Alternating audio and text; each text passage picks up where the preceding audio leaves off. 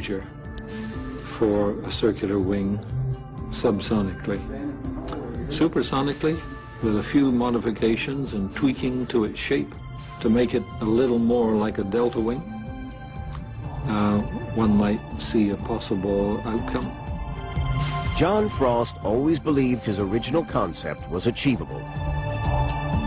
Despite the unfavorable results of the Avro testing, the work that John Frost had put into the supersonic project showed that in fact it could have flown. And unfortunately, with the money eventually simply stopping, the company shut down the entire project. All the technology went back to the United States, who is the real owners now at that point. The highly classified flying saucer technology went to America. But were these apparent public failures covering up a more covert flying saucer project that later, indeed, would work? This is Jack Pickett. 40 years ago, he was a publisher of U.S. military magazines. He even had positive security clearance.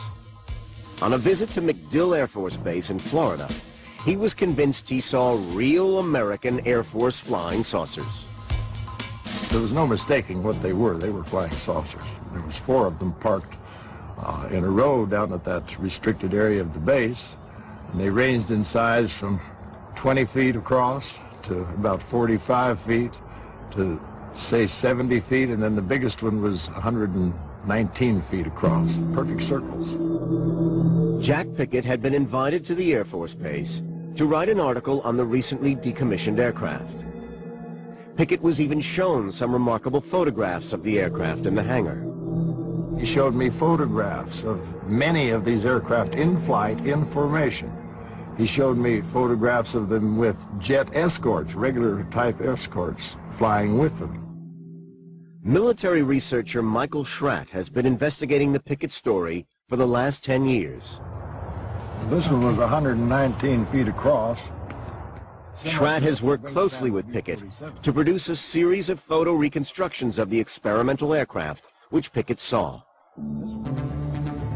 What Pickett was shown seemed incredible, but he was assured that indeed these were real experimental flying saucers, and this was the evidence that they had actually flown. I said, well, how fast did they fly and how high? He says, well, we achieved space flight with them. And I asked him pointedly, any aircraft that flew that high and that fast, why are you discontinuing them? Why are you scrapping them? He says, well, we've designed better versions with less maneuverability problems. Pickett wrote his article and was ready to publish, but at the last moment the Air Force withdrew permission and took back all Pickett's photographs. He stands by his story and remains convinced of what he saw. Well, I saw the photographs of them in flight. I walked up and touched the actual aircraft themselves. I really examined them, and it was, no question about it, it was a remarkable aircraft, and it looked just exactly like what flying saucers are supposed to look like. In between... Michael Schratt is convinced by all the evidence that indeed Jack Pickett's story is true. I believe that these were the original, true, authentic articles because I've spoken to Jack for over 4 years now. He's remained consistent throughout, never changed his story. The aircraft that Jack kicked the tires on were capable of 15,500 miles per hour, and I think that's one of the reasons why it's still classified to this day. Pickett's claims came against a background of heightened Cold War tensions. At the beginning of the 1960s, American U-2 pilot Francis Gary Powers was shot down on a spy mission over the Soviet Union. In Europe, the Soviets had built the Berlin Wall, dividing east from west. And with the Cuban Missile Crisis, the world had come closer than ever before to nuclear catastrophe.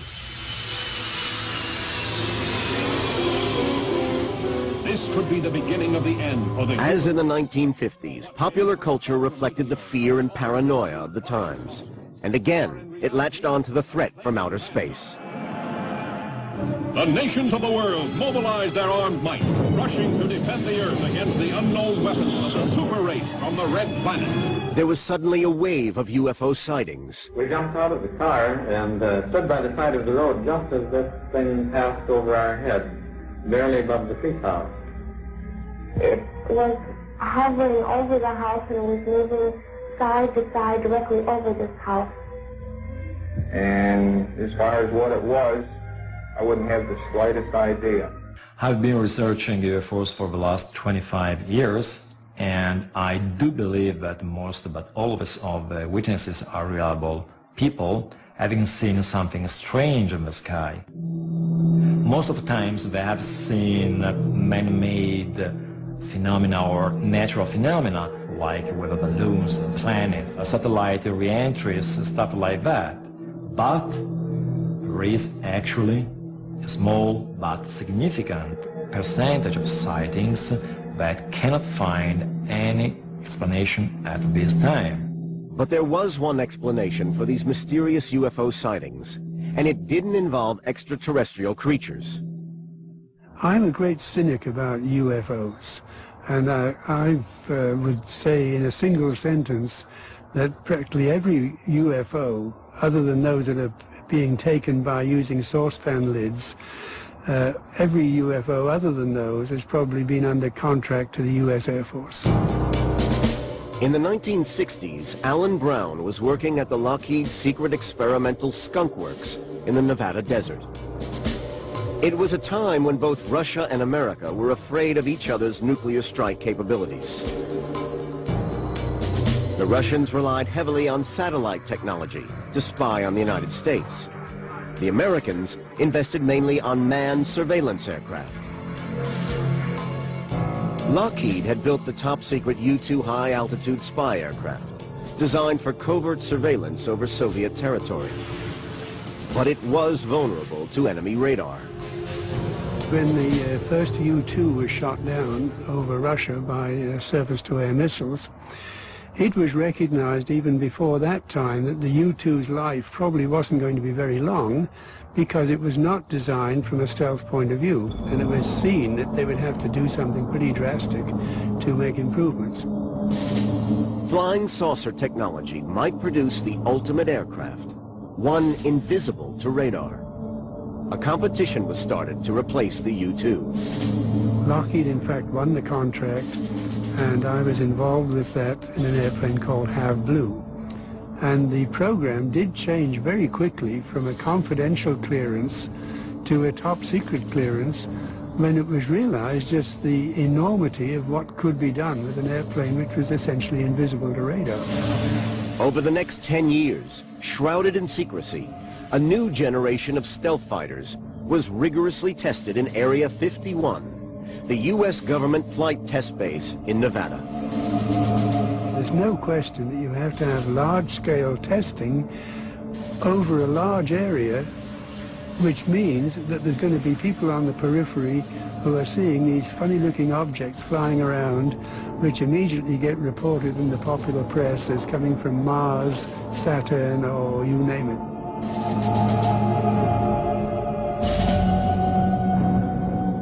So Jack Pickett's story might be true. Throughout this period, it was the U.S. Air Force that was developing aircraft capable of evading enemy radar. Just what the pioneers of flying saucer technology always promised. What's more, 12 years later, there was another witness who seemed to confirm Jack Pickett's account. Warren Botts